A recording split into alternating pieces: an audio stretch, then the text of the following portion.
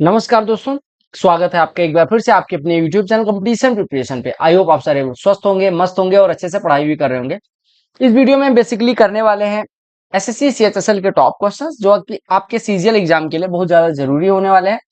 और ये 25-25 प्रश्नों का जो सेट करवा रहा हूँ, अभी आपको हो सकता है समझ ना आए कि कितने इंपॉर्टेंट है, but once you are done with your exams, एक बार आप मिनिस्ट्री में बैठोगे, एक बार आप डिपार्टमेंट में बैठोगे, फिर आपको समझ में आएगा कि those were the things that were important for exam, या जो भी एग्जाम आपने दिया होगा और जिस एग्जाम के थ्रू आप मिनिस्ट्री या डिपार्टमेंट में बैठे होगे, तब आपको फील आएगा कि कुछ तो अलग था जो हम करते थे। ठीक है, इस चैनल पे आपको कुछ कुछ चीजें जो नए हैं उनके लिए मैं बता दूं, इस चैनल पे आपको कुछ कुछ चीजें ऐसी मिलेंगी जो आपको कहीं भी नहीं मिलने वाली।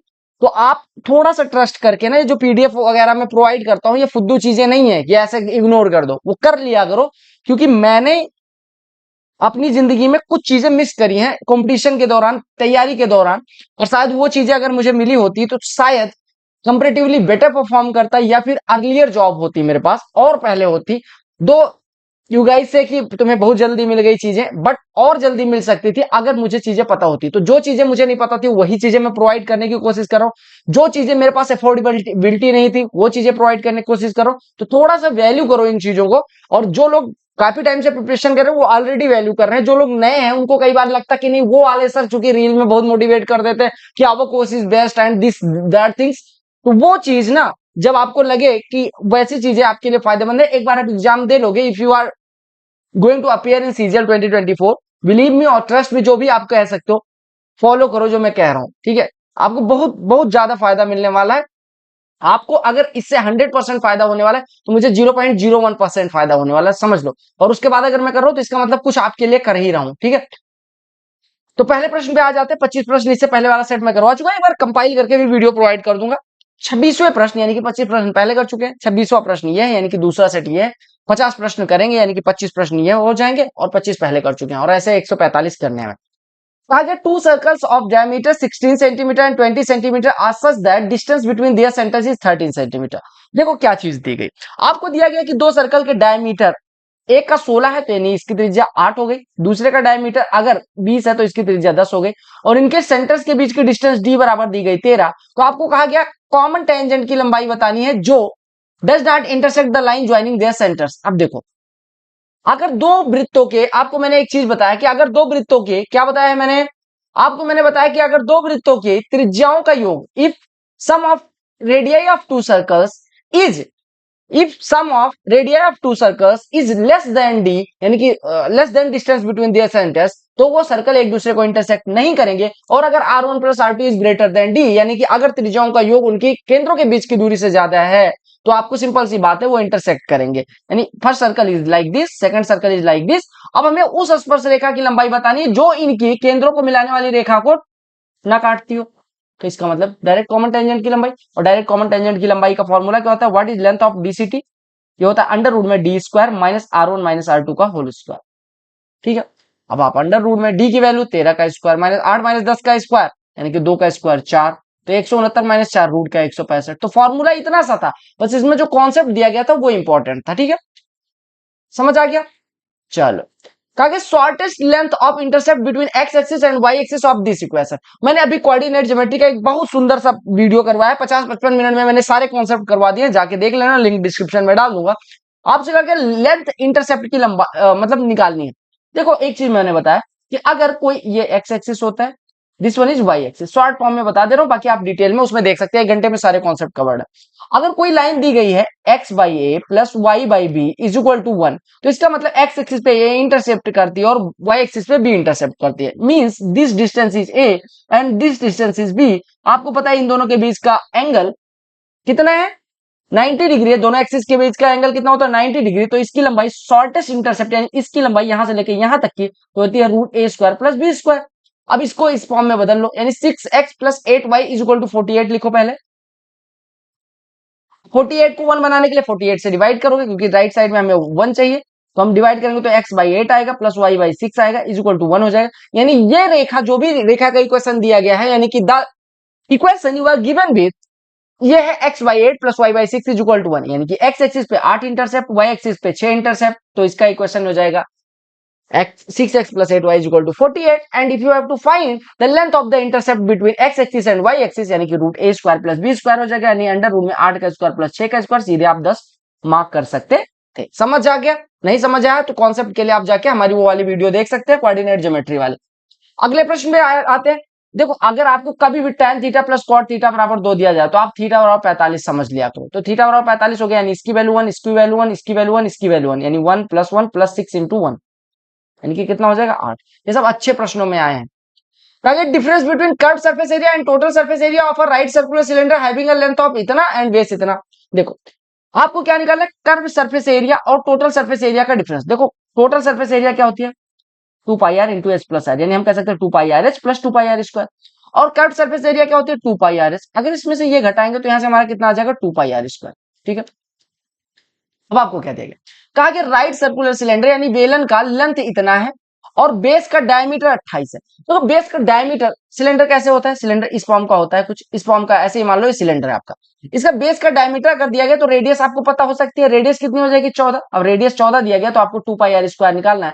तो आपको सीधे पता होना चाहिए कि पाई आर स्क्वायर, अगर आर बराबर 14 हो तो पाई आर स्क्वायर की वैल्यू 616 होती है। तो 2 टाइम्स ऑफ 616 1232 हो जाएगा। 1 सेकंड का प्रश्न था, बस आपको ये याद होना चाहिए कि 7 बराबर 154। अगर आर बराबर 7 हो तो पाई आर स्क्वायर की वैल्यू 154, और अगर आर बराबर 14 हो तो उसी का 4 गुना यानी 616 हो जाती है। क्या let C be a circle be centre O and P be external point to C. एक सर्कल मानो, ये सर्कल है, ठीक है, ओ सेंटर है, पी कोई बिंदु है, and P be an external point to C, यानी पी कोई बिंदु है। पी क्यू और पी आर टेंजेंट है, this line is tangent, this line is tangent and this line is also a tangent, P Q and R. ठीक है, अब आपको क्या दिया गया, क्यू और आर, ठीक है, आर ओ क्यू 110 डिग्री दिया गया आपको, आर ओ क्यू जो एंगल दिया गया वो 110 डिग्री दिया गया। ये देखो ये 110 डिग्री दिया गया। अब आपको मैंने हमेशा से 1000 सालों से बताया है कि अगर quadrilateral P Q O R को देखोगे, आपको पता है कि ये स्पर्श रेखा केंद्र से त्रिज्या जो स्पर्श रेखा को मिलाती है, यानी कि the radius joining the centre and tangent at point of contact is always perpendicular to that tangent, यानी कि वो त्रिज्या जो वृत्त की स्पर्श रेखा को स्पर्श बिंदु पर मिलाती है उस पर लंब होती है। ये 90 डिग्री, सिमिलरली ये 90 डिग्री। अब एक क्वाड्रिलेटरल में दो कोण मिलके 180 हो गए तो बाकी दोनों भी 180। तो अगर ये थीटा होता तो ये 180 माइनस थीटा होता, यानी ये अगर 110 हो तो 180 माइनस 110 यानी कि 70 हो जाएगा। आपको आर पी क्यू निकालना था, आपका आंसर आ गया। सिंपल सी बात है, क्लियर। क्या कहा गया, outer surface of sphere having diameter is painted at this one, what is cost of painting. Outer surface को पेंट किया जाता है, यानी कि टोटल सरफेस एरिया को पेंट किया जाएगा, यानी 4 पाई आर स्क्वायर को पेंट करना है। तो आप यहाँ पे पुट कर दो, यानी 4 गुणे पाई, पाई की वैल्यू रख लेते हैं, पाई गुणे आर स्क्वायर। अगर डायमीटर 10 है तो आर बराबर 5, यानी 5 गुणे 5 25। इतना तो एरिया है, और 1 मीटर स्क्वायर को अगर पेंट करने का कॉस्ट इतना है तो इतने एरिया को हो जाएगा 80 बटे पाई से मल्टीप्लाई, यानी इतना एरिया है, इतना एक स्क्वायर यूनिट को पेंट करने का कॉस्ट है। तो आप यहां से पाई पाई काट देंगे, पाई 4 गुणे 25 100, 100 गुणे 80। समझ आ रहे हैं, ये सब प्रश्न आपके एग्जाम में देखने में आएंगे। अब देखो सिंपल सी बात, अच्छा प्रश्न है, कोऑर्डिनेट ज्योमेट्री का प्रश्न है, बट क्या दिया गया, कहा कि पॉइंट ऑफ इंटरसेक्शन इस लाइन और इस लाइन का, इस लाइन पे लाई करता है तो के की वैल्यू क्या होगी। तो पॉइंट ऑफ इंटरसेक्शन क्या होता है, if you are given with equation of two lines and you have to find point of intersection, then what you have to do is कि इसको सॉल्व कर लो। एक्स वाई की जो वैल्यू जाएगी वही हो जाएगा point of intersection. Once you are given with x and y, coordinate of x and y, once you are given with, once you are with values of x and y, आपको point of contact मतलब point of intersection मिल गया, तो उसके बाद x और y की जगह पे रख देंगे, हमारी वैल्यू आ गई। x plus y is equal to 2, 2x minus y is equal to 1. If we add these equations, what will we get? 3x is equal to 3, यानी कि x is equal to 1 हो जाएगा। x is equal to 1 तो पहले equation में put करके y is equal to 1 हो जाएगा। अब x और y की वैल्यू यहाँ पे पुट कर देते हैं, यानी y is equal to k plus 5, यानी व्हाट वी विल गेट, के बराबर -4। तो आपको बस ये कॉन्सेप्ट समझना था कि पॉइंट ऑफ इंटरसेक्शन क्या होता है, दो इक्वेशन इसका और इसका जो सोल्यूशन होगा वो हो जाएगा पॉइंट ऑफ कांटेक्ट। मान लो P Q point of contact था, एक्स और वाई की जगह पे पी और क्यू पुट कर देते तो यहां से जो भी टर्म था उसकी वैल्यू आ जाती। देखो क्या कहा गया, दो ट्रेन है 310 मीटर और 330 मीटर लंबी, वो 160 मीटर दूरी पे है, वो एक दूसरे की तरफ मूव करना शुरू करती है पैरेलल ट्रैक पे। एक की स्पीड 130, एक की स्पीड 158 है, तो एक दूसरे को पार करने में कितना टाइम लगेगा। तो वो जनरली देखो, एक ट्रेन यहाँ पे, एक ट्रेन यहाँ पे, मान लो L1 लंबाई की ट्रेन यहाँ पे है, L2 लंबाई की ट्रेन यहाँ पे, अब अगर ये दोनों एक दूसरे को, ये मान लो 160 मीटर की दूरी पे है, ये 160 मीटर दिया गया, ठीक है।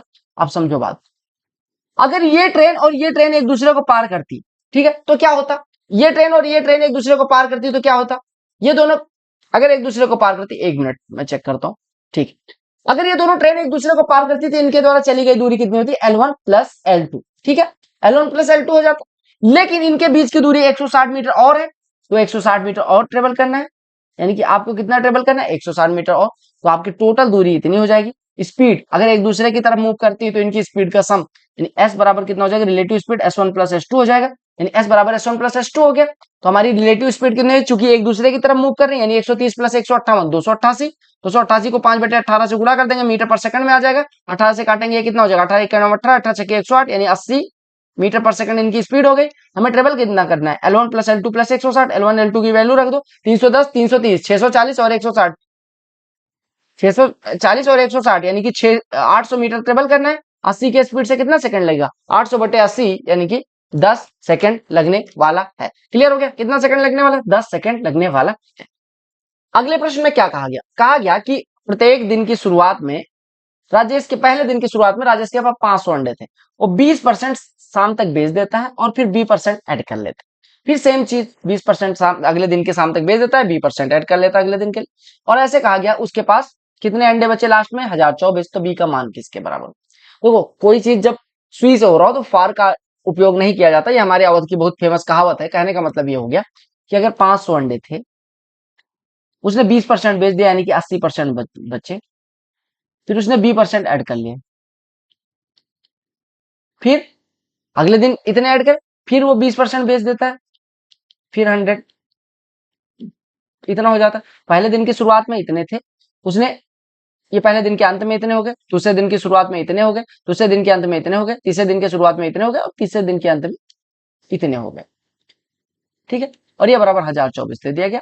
तो आपको v की वैल्यू फाइंड करनी है, सिंपल सी बात, कुछ भी ज्यादा दिमाग नहीं लगाना। अब देखो, 500 500 कट गया, 500 5 2500, यानी यहां पे लिख लो 2500,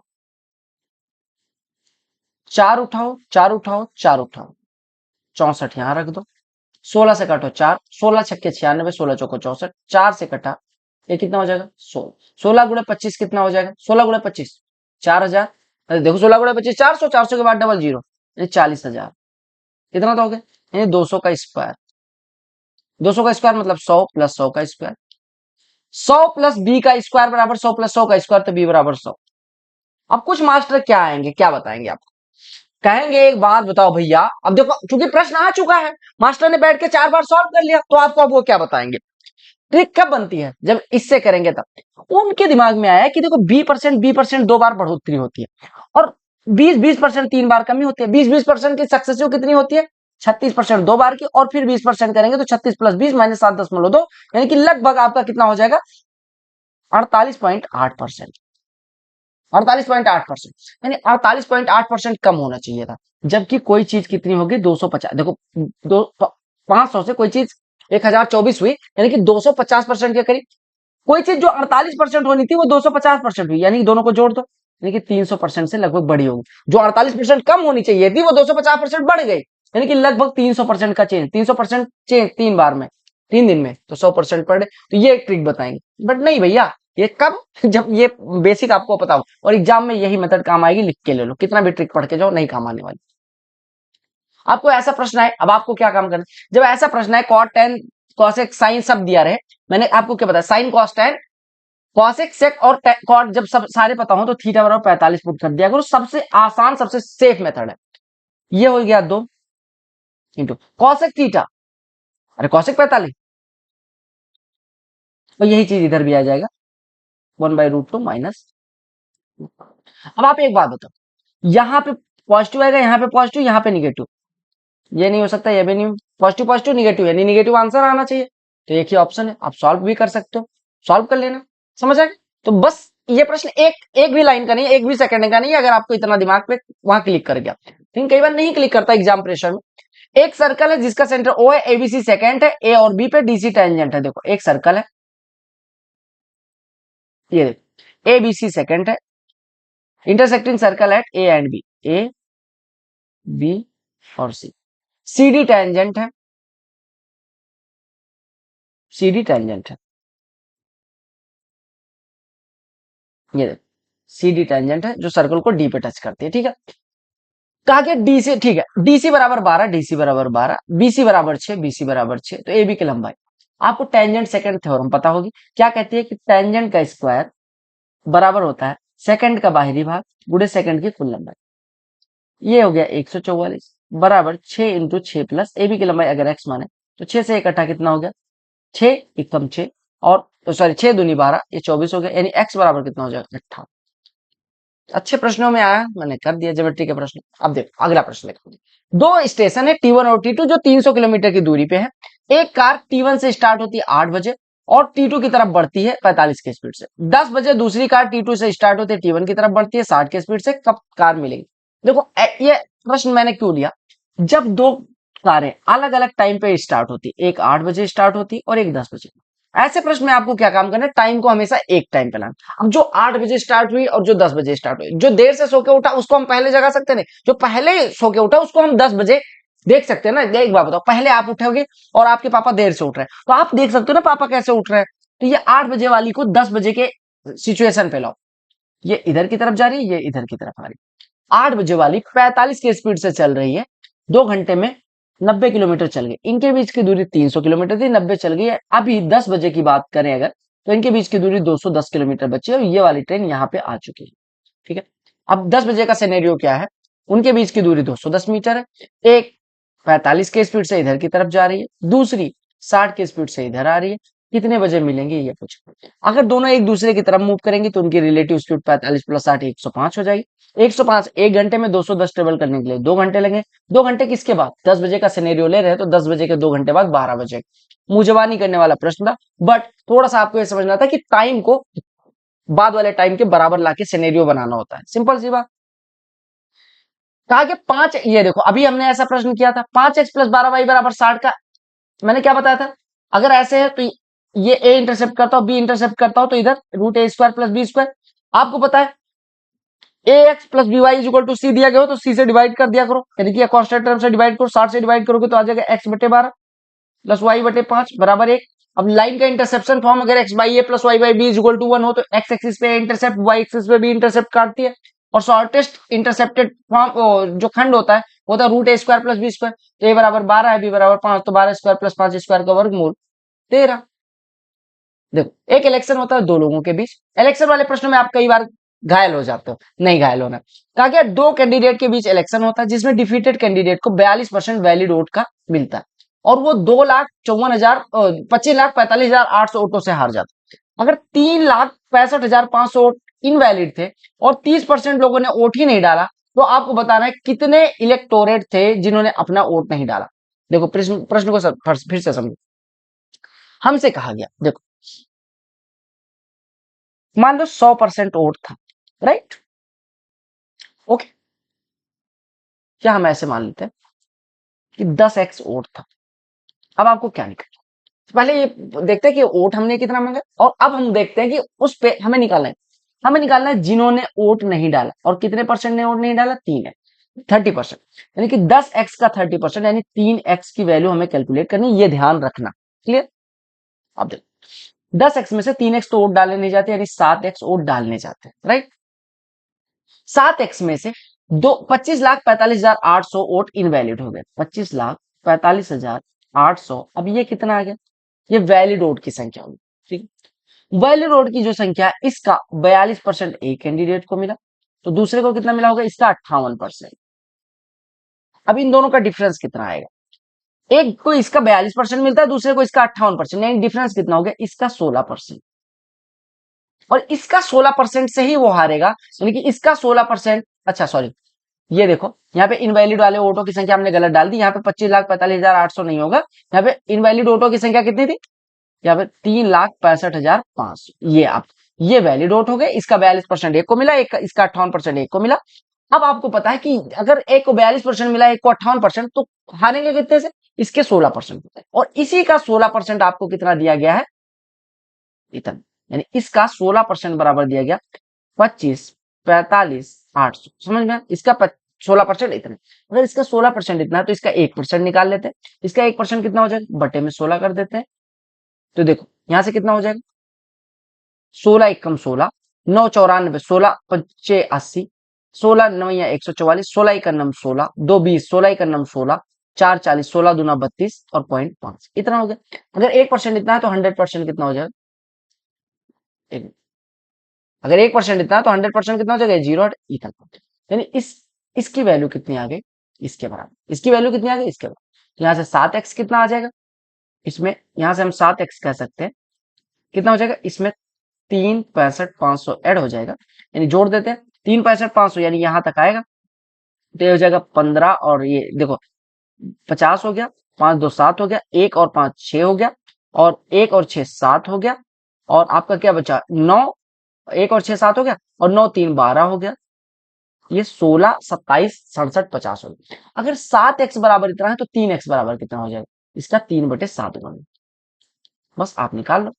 तो इसका 3/7 गुना निकालोगे तो कितना हो जाएगा, 3 से काटते हैं, 3 या 3 से गुणा करके फिर 7 से डिवाइड करते हैं ना, 3 से गुणा ही कर लेते हैं। तो 3 0 0, 3 5 15 हासिल आई, 3 5 15 हासिल आई 1, 3 7 21 1 22, 3 6 18 2 20, 3 7 21 2 23, 3 दूनी 6 2 8, और ये ठीक है, और बटे में 7 करना है। तो ये लगभग, यानी कि हमने कहा लगभग 490 लाख के करीब, 490 लाख के करीब हमारा वो हो गया, 490 लाख के करीब इसकी वैल्यू होगी। और 490 को 7 से डिवाइड करेंगे तो लगभग 70 लाख हो जाएगी। 70 लाख कितने मिलियन के बराबर है, 7 मिलियन के बराबर, यानी आपका आंसर हो जाएगा लगभग 7 मिलियन। आपको प्रश्न समझ में आया, आपको इसमें कैलकुलेशन थी बस कुछ, हमने कहा 10x और थे, 3x लोग वोट डालते नहीं, यानी 7x डालते हैं, 7x में इतना इनवैलिड हो जाता है, यानी जो ब्रेक ये बॉक्स में लिखा है ये वैलिड वोट है। वैलिड वोट में एक को 42% मिला, दूसरे को 58%, यानी वो इसके 16% से आ रहा, इसका 16% बराबर इतना दिया गया, तो इसका हमने 100% निकाल लिया इतना, यानी 7x माइनस इतने का 100% इतना आ गया। तो 7x बराबर यहां से हमारा आ गया इतना, 7x बराबर इतना, तो 3x निकालना था, हमने निकाला अप्रोक्सीमेशन से 7 मिलियन। इस प्रश्न में कुछ भी नहीं था, आपको बस थोड़ा सा दिमाग लगाना था, बाकी कैलकुलेशन था, राइट। एक 8 अंकों की संख्या जो 99 से डिविजिबल है, तो कहा गया अगर डिजिट सफल कर दिया जाए तो संख्या किससे डिविजिबल होगी। देखो हमें नहीं, मतलब हम मान लेते हैं कोई संख्या A B C D E F G H, ये 8 अंकों की संख्या, अगर 99 से डिविजिबल है, इट मीन ये 9 से भी डिविजिबल होगी, 11 से डिविजिबल होगी। समझिएगा बात, 9 से डिविजिबल होने का मतलब कि sum of digits A plus B plus C plus D plus E plus F और प्लस जी प्लस एच, ये जो सम है वो 9 से कटा है। अब हम अंकों को अगर इधर उधर कर देंगे तो भी सम इतना ही आएगा, चाहे हम B plus C plus D plus A लिखें, चाहे A plus B plus C, मतलब अंकों को इधर उधर करने से जोड़ में कोई परिवर्तन नहीं आएगा, नहीं इसका जो भी सम होगा वो 9 से तो कटेगा, तो 9 से तो कट रहा है। अब कहा गया कि क्या ये 11 से कटेगा, देखो 11 का डिविजिबिलिटी रूल क्या है समझाने के लिए, 11 का डिविजिबिलिटी रूल क्या है, अल्टरनेट डिजिट का सम ले लेते हैं, यानी कि B plus D plus F plus G और A plus C plus E plus, तो सॉरी ये एच था, ठीक है, और ये कितना बचेगा A plus C plus E plus G. इन दोनों का जो अल्टरनेट डिजिट का सम लिया, उसका जो डिफरेंस होगा वो 0 होगा या 11 के टेबल का होगा। अब मान लेते हैं अंकों को सफल किया, तो इसका सम और इसका सम जो लिया था उसका डिफरेंस पहले तो 0, लेकिन अगर डी की जगह पे ई हो जाए और यहाँ पे डी हो जाए, क्या पॉसिबल है कि 0 या 11 होगा, कोई कह नहीं सकता, कह नहीं सकता ना कि अगर इसका सम मान लो, इसका सम पहले आता था 44, इसका सम आता था पहले 35, दोनों का डिफरेंस लेते थे 22 आता था। अब मान लो हमने ई की जगह पे डी कर दिया, इसका सम आ रहा है 42, इसका सम आ रहा है 19, अब डिफरेंस लेंगे 23, 23 क्या 11 से कट रहा है, जरूरी नहीं है, हो भी सकता है नहीं भी हो सकता। तो इस श्योर शॉर्ट के लिए 9 से तो कटेगा, 11 से हम नहीं कर सकते, तो हमें sure short, mathematics is all about surety, तो 9 हमारा श्योरिटी हो गया। क्लियर। एक सर्कल, ये प्रश्न अच्छा है, एक सर्कल है जिसका सेंटर इतना है, ये इस लाइन को टच करता है, तो आपको रेडियस बता। देखो आप हमेशा याद रखना, मान लो ए सर्कल, ये कोई लाइन, लाइन को टच करता है, यानी कि लाइन इसकी स्पर्श रेखा, स्पर्श रेखा हो गया, ये केंद्र है, केंद्र से स्पर्श रेखा पे डाला गया लंब जो होगा वही त्रिज्या हो जाएगी। यानी कि हमने ये जो सेंटर कहा, इसका कोऑर्डिनेट 2 3 है, लाइन का कोऑर्डिनेट कितना है, और लाइन का इक्वेशन क्या है 4x + 3y - 7 = 0। अब बात को समझो, हम अगर रेडियस निकालें तो हम कह सकते हैं 2 3 से इस लाइन पर डाले गए लंब की माप हो जाएगी। और आपको मैं बता दूं कि अगर कोई x1 y1 है, उससे किसी ax1 + by1 + c = 0 पे लंब ड्रॉ किया जाता है, तो लंब की लंबाई क्या होती है, हमेशा याद रखना कि the length of perpendicular drawn from this point to this line is equal to p, मान लो परपेंडिकुलर की लंबाई है, तो हो जाएगा ax1, ये ax है मान लो, और ये by, तो ax1 + by1 + c ब्रैकेट में अपॉन अंडर रूट में A square plus B square. Simple सी बात है याद रखना। तो अगर हम इससे इस लाइन पे परपेंडिकुलर ड्रॉ कर रहे हैं तो परपेंडिकुलर की लंबाई कितनी हो जाएगी, एक्स की जगह पे 2, वाई की जगह पे 3 रखेंगे तो मॉड का 4 गुणे 2 8 प्लस 3 गुणे 2 3 गुणे 3 9 माइनस 7 ये हो गया। और अंडर रूट में इसके कोऑर्डिनेट एक्स के कोऑर्डिनेट का स्क्वायर, वाई के कोऑर्डिनेट का स्क्वायर, 4 का स्क्वायर प्लस 3 का स्क्वायर यानी 5 का स्क्वायर। तो ऊपर कितना बचा 8 9 17 में से 7 जाएगा 10 10 बटे 5 यानी आपका रेडियाई कितना आ गया 2। तो आपको अगर दिया गया है टेंजेंट का इक्वेशन, आपको दिया गया है सेंटर, तो आपको कैसे रेडियाई निकालना है, उस परपेंडिकुलर की माप निकाल लेंगे। सिंपल सी बात। देखो त्रिभुज पी क्यू आर में पी क्यू और पी आर पे दो बिंदु है एस और टी। देखो ये पी क्यू आर मान लेते हैं, ये पी है ये क्यू है ये आर। पी क्यू पे कोई बिंदु है एस और इस पे कोई बिंदु है टी, ये एस और टी दिया गया ठीक है। एस टी पैरेलल हो गया क्यू आर के, अगर एस टी पैरेलल हो गया क्यू आर के तो पी एस टी और पी क्यू आर सिमिलर हो जाएंगे। क्यों? क्योंकि अगर ये वो हो गया तो इसको तिर्यक रेखा काटती है, ये कोण इस कोण के बराबर, ये कोण इस कोण के बराबर, और ये कोण कॉमन है तो ये सिमिलर ट्रायंगल्स हो जाएंगे। उससे खैर हमें मतलब नहीं, सिमिलरिटी बस जानो कि सिमिलर हो गए, ये सिमिलर हो गए। अब आपसे क्या कहा, ये जो पी क्यू आर को एस टी जो है वो दो पार्ट में डिवाइड करते हैं, दो एरिया के इक्वल पार्ट में। यानी इसका एरिया एक है तो क्वाड्रिलेटरल का भी एरिया एक है। आपको पता है दो ट्राइंगल अगर सिमिलर है तो इनकी करस्पॉन्डिंग साइड्स एरिया का रेशियो क्या होगा। यानी अगर मैं कहूँ ट्राइंगल पी एस क्यू की एरिया बटे P S T, sorry P S T की एरिया, अगर मैं कहूँ ट्राइंगल पी एस टी की एरिया बटे ट्राइंगल पी क्यू आर की एरिया, तो ये कितनी हो जाएगी। देखो एरिया का रेशियो 1/2, और एरिया का रेशियो होता क्या है, इनकी करस्पॉन्डिंग साइड्स के रेशियो के वर्ग के बराबर है। तो हम कह सकते हैं इनकी करस्पॉन्डिंग साइड, अगर हम इसका साइड पी एस लें तो इसका साइड पी क्यू लेना पड़ेगा। इनकी जो सिमिलर ट्राइंगल्स होते हैं उनके एरिया का रेशियो उनके करस्पॉन्डिंग साइड्स के रेशियो के वर्ग के बराबर। यानी हम यहाँ से कह सकते हैं कि पी एस बटे पी क्यू बराबर कितना हो जाएगा 1/√2। यानी पी एस अगर 1 है पी क्यू पूरा √2 है, एस क्यू कितना हो जाएगा √2 माइनस 1। तो आपको यही रेशियो निकालना पी एस और एस क्यू का, इन 1:√2 माइनस, राइट। ये देखो अब यहाँ पे कहा गया ये लाइन और एक्स एक्सिस के द्वारा घिरा एरिया बताना। देखो कोऑर्डिनेट ज्योमेट्री इसमें कुछ ज्यादा ही आ गया। देखो आपको समझना है कि 2x plus y is equal to 6 का मतलब क्या होगा। 2x plus y is equal to 6, 6 से डिवाइड कर दो, देखिए x/3 plus y/6 is equal to 1। यानी x एक्सिस पे 3 इंटरसेप्ट, y एक्सिस पे 6 इंटरसेप्ट। x एक्सिस पे 3 इंटरसेप्ट, y एक्सिस पे 6 इंटरसेप्ट। मान लेते हैं ये 3 है और ये 6, पहली लाइन हो गई। दूसरी लाइन का 2x minus y is equal to -2, तो -2 से डिवाइड कर दो, यानी कि x बटे -1 प्लस वाई बटे 2 बराबर 1। यानी x एक्सिस से -1 इंटरसेप्ट मान लो यहां से जाती है, y एक्सिस पे 2, इस तरह का इक्वेशन। ये मान लो x एक्सिस पे -1 यानी कि ये दूरी -1 है, और y एक्सिस पे 2 यानी कि ये जो कोऑर्डिनेट है, देखो ये सॉरी देखो ये -1 है और ये y एक्सिस पे 2 यानी ये वाली लेंथ 2 है, ठीक है। 2 हो गए। बस आपसे कहा गया था कौन सा एरिया निकालना है, इस रेड वाली लाइन यहां से लेके यहां तक, यहां से लेके यहां तक, यहां से लेके यहां तक, ये एरिया निकाल। सिंपल सी बात है। अब आप कैसे निकालें, देखो अगर हमें यहाँ का पॉइंट ऑफ इंटरसेक्शन मिल जाए तो हम कहेंगे इसका आधार, देखो 3 दूरी इधर है और 1 दूरी इधर, तो इसका आधार हो जाएगा 4। और अगर इसका कोऑर्डिनेट पी और क्यू आया तो क्यू क्या होगा, वाई एक्सिस पे चली गई दूरी, यानी कि ये क्यू इसकी हाइट आ जाएगी। क्यू हाइट, अब किसी ट्राइंगल के लिए हाइट अगर निकल गई, बेस पता है तो एरिया निकल जाएगा। तो हम इन दोनों को सॉल्व कर लो, तो 2x plus y is equal to 6, इन दोनों को जोड़ेंगे तो 4x इज इक्वल टू 4 मिलेगा। यानी x बराबर 1 और x बराबर 1 रख देंगे, जैसे 2 माइनस वाई बराबर -2, यानी कि y बराबर कितना हो जाएगा 2 माइनस वाई बराबर -2, y बराबर 4। यानी कि यहाँ पे q की वैल्यू 4, यानी इसका बेस भी 4 है और हाइट भी 4 है, तो एरिया कितना हो जाएगा half into base into height, यानी हाफ इंटू 4 इंटू 4, यानी कि स्क्वायर। बहुत आसानी से समझोगे, आपको सब कुछ समझ में आ जाएगा। अगर आप थोड़ा सा दिमाग उल्टा सीधा चलाओगे तो नहीं समझ में आएगा।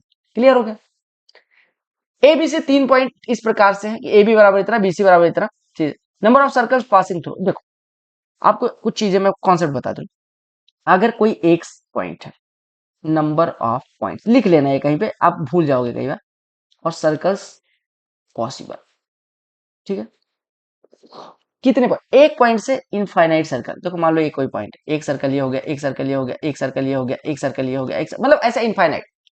अगर 2 पॉइंट है तो उनसे भी इनफाइनाइट सर्कल ड्रॉ किया जा सकता, राइट। अगर कोई 3 पॉइंट है ना तो इससे केवल एक सर्कल ड्रॉ किया जा सकता, बट वो सर्कल वो पॉइंट्स लीनियर ना, क्योंकि देखो मान लो लीनियर हो गया ये 3 पॉइंट। अब इससे कोई सर्कल, क्योंकि सर्कल का कभी ये जो कर्व होगा वो कभी स्ट्रेट लाइन हो ही नहीं सकता, तो ऐसे तो हो नहीं सकता। दूसरी चीज, मान लो इन दोनों पॉइंट से जाने वाला सर्कल ड्रा करेंगे तो एक सर्कल ये मिल जाएगा। दूसरा, अगर मान लो इन दोनों पॉइंट से जाने वाला सर्कल ड्रा करेंगे तो ये मिल जाएगा। अगर इन दोनों पॉइंट से जाने वाला सर्कल ड्रा करेंगे तो ये मिल जाएगा। मतलब हमें एक सर्कल के सिवा कोई तीनों पॉइंट से होके जाने वाला एक ही सर्कल पॉसिबल है, बट अगर वो लीनियर नहीं है। अगर तीन पॉइंट लीनियर है तो उनसे कोई सर्कल नहीं ड्रॉ किया जा सकता, अदरवाइज ए। अब लीनियर कैसे पता चलेगा? एक लाइन है एबीसी, ए बी की लंबाई 11 है, बीसी की लंबाई 13 है और एसी की लंबाई 24 है। यानी अगर ए बी प्लस बीसी बराबर एसी हो जाए तो ये लीनियर हो गया। मतलब यहां से यहां तक है, यहां से यहां तक है, यानी कि स्ट्रेट लाइन होगी, तभी तो इनका योग बराबर है, यानी इसकी लंबाई के बराबर। तो अगर ये लीनियर है तो इससे गुजरने वाले वृत्तों की संख्या 0 हो जाए, राइट। दो सर्कल एक दूसरे को एक्सटर्नली टच करते हैं, P Q direct common tangent है, पी और क्यू पॉइंट ऑफ कांटेक्ट है, एम पी क्यू 38 है। देखो एक सर्कल मान लो ये है और ये एक दूसरे को इंटरसेक्ट में टच करते हैं, ठीक है, ये टच करते, मान लेते हैं ये टच करते हैं, एम पे टच करते हैं, right. P Q direct common tangent है।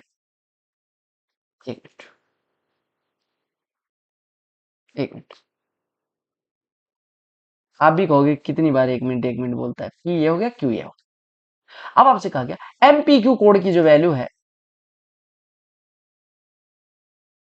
ये वाले कोण की वैल्यू, ये कितना है 38 डिग्री। तो आपको बताना है एम क्यू पी कितना हो।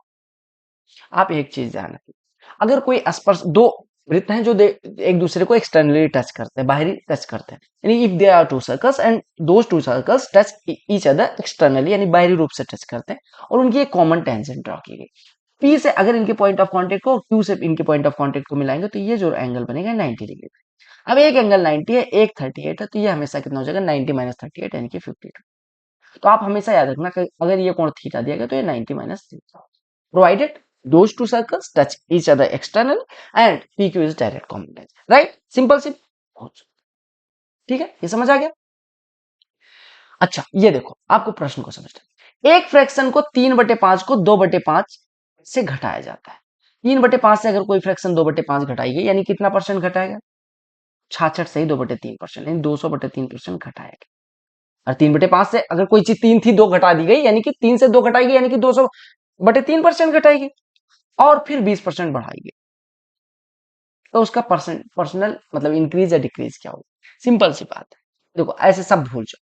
कोई चीज मान लो 300 थी, उसको हमने 100 कर दिया और फिर 20% बढ़ा दिया, यानी 120 कर दिया, तो ओवरऑल कितने का चेंज है? 300 से 120 हुआ, यानी कि 180 का चेंज, यानी कितने परसेंट था? 60% का क्या डिक्रीज।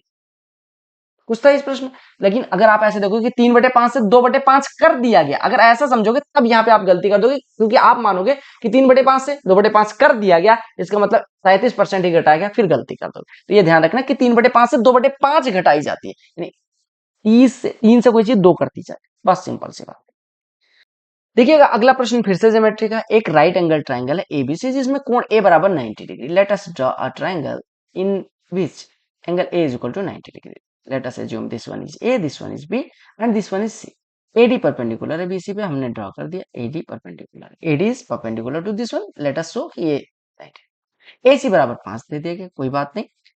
ACD का एरिया 7 है और ABC का एरिया 63। अब देखो अगर मैं थोड़ी देर के लिए इसको थीटा मानता हूँ तो ये कितना हो जाएगा 90 माइनस थीटा। ऐसे सिमिलरली ट्राइंगल ABC में ये वाला 90 माइनस थीटा होगा। तो हम यहाँ से कौन कौन से ट्राइंगल को सिमिलर कर सकते हैं? एंगल एंगल एंगल से ट्राइंगल ए, देखो triangle A D C is similar to triangle B A C, simple सी बात। B A C. अब हमें कौन सी साइड निकालनी है? हमें निकालनी है बीसी की लंबाई। अगर हम इसमें बीसी की लंबाई के लिए जाएंगे बीसी, तो इसमें एसी लेना पड़ेगा, यानी हम कह सकते हैं एसी बटे बीसी। ट्राइंगल एडीसी के लिए अगर हम मतलब इन दोनों जब दोनों ये सिमिलर हो गए तो इनकी एरिया का रेशियो अगर हम लेने जाएं तो इनकी करस्पॉन्डिंग साइड्स के रेशियो के वर्ग के बराबर होगा।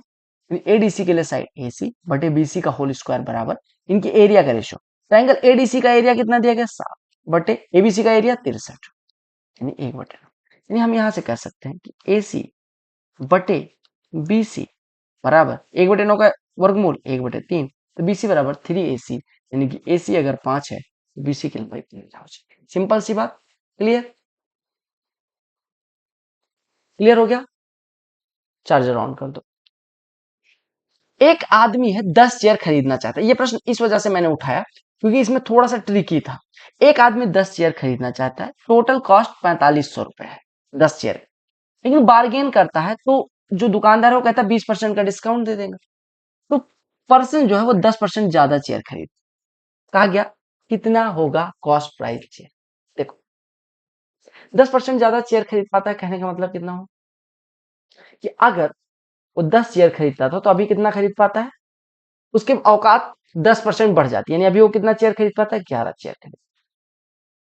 एक बात बताओ, तो अगर 10 कुर्सियों का क्रय मूल्य 4500 रुपए था तो एक वो कुर्सी का कॉस्ट कितना आता है, क्रय मूल्य नहीं मतलब 10 कुर्सियों का कॉस्ट अगर 45 होता तो एक कुर्सी का कितना होगा, 450।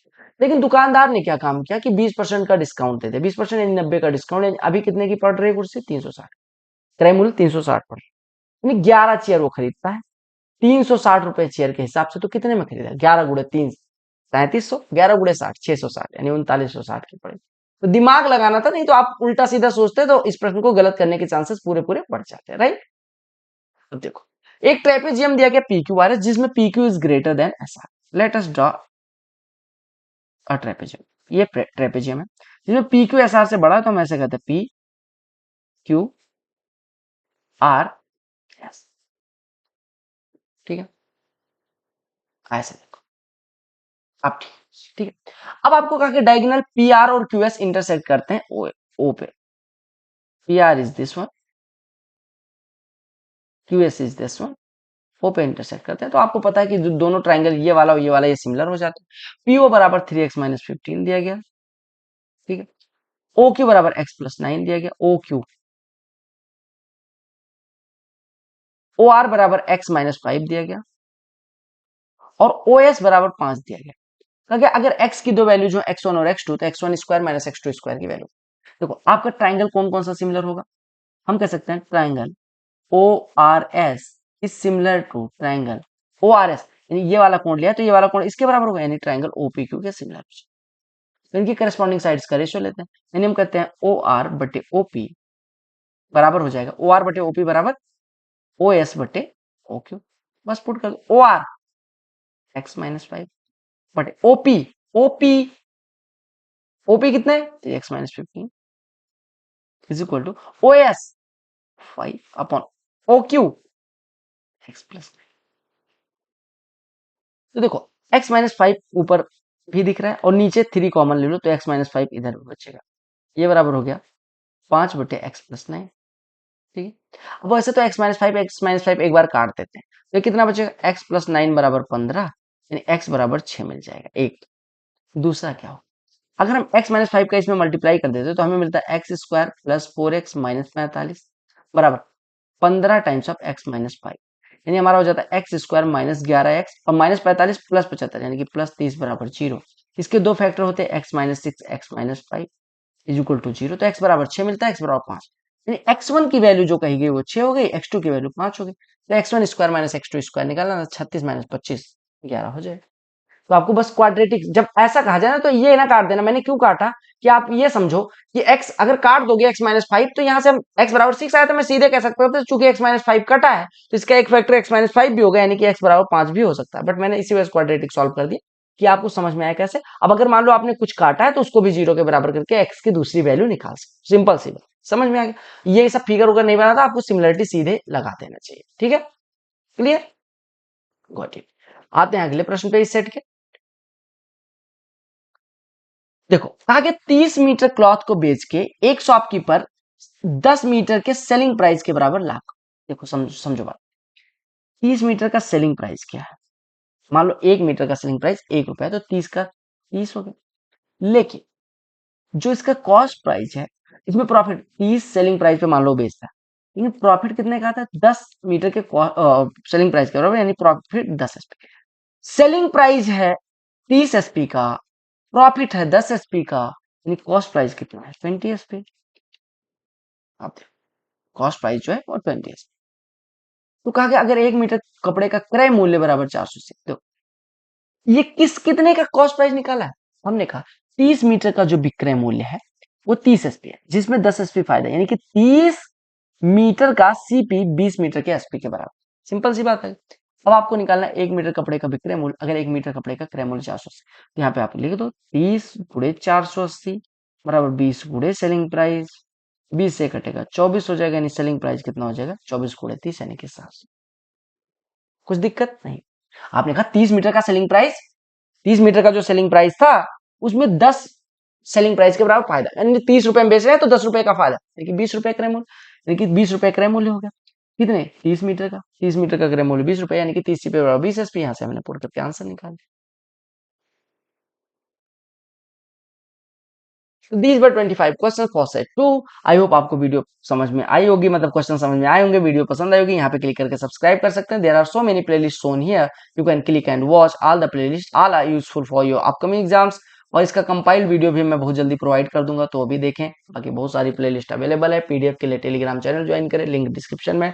Do check it out. Bye bye, take care, love you all the very best for your all. वंदे मातरम, जय हिंद।